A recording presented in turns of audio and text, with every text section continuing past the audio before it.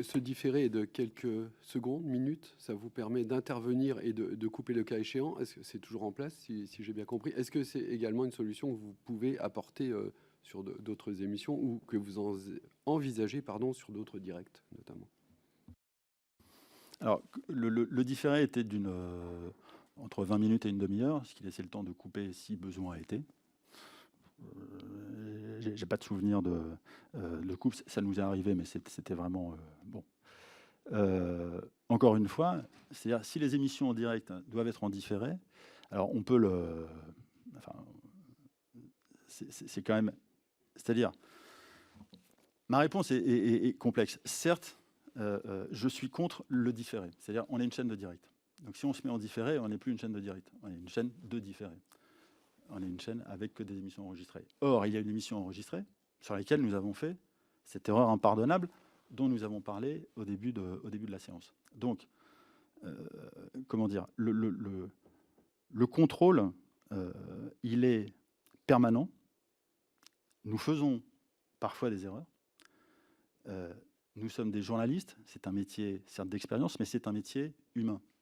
Journaliste, ce n'est pas une profession non plus réglementée. C'est-à-dire que nous avons fait des écoles, nous avons des formations, nous avons surtout fait l'école de toutes les rédactions dans lesquelles nous sommes passés, et l'expérience des journalistes qui nous ont précédés. Mais vous voyez, je ne peux pas me dire que l'avenir ou la solution serait de passer par le différé sur les émissions. Pascal l'a très bien dit, c'est-à-dire que dans une émission de plateau, 1h30, 2h, 3h, 3h30, oui, vous pouvez parfois laisser passer des choses.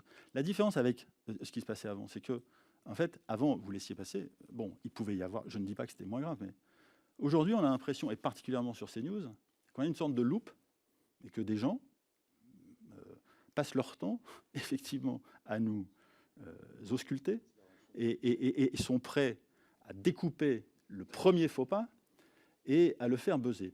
Et je reviens notamment sur, parce que c'est très très important, la façon dont les réseaux sociaux sont utilisés et ont été utilisés par des personnalités qui venaient chez nous. Et Claire Nouvian, pour la citer, il y a eu un scandale autour de Claire Nouvian. Le scandale a eu lieu parce qu'il y a eu un montage, mais honteux, qui a été fait, un montage à charge contre Pascal. Un montage à charge. Je connais bien le montage.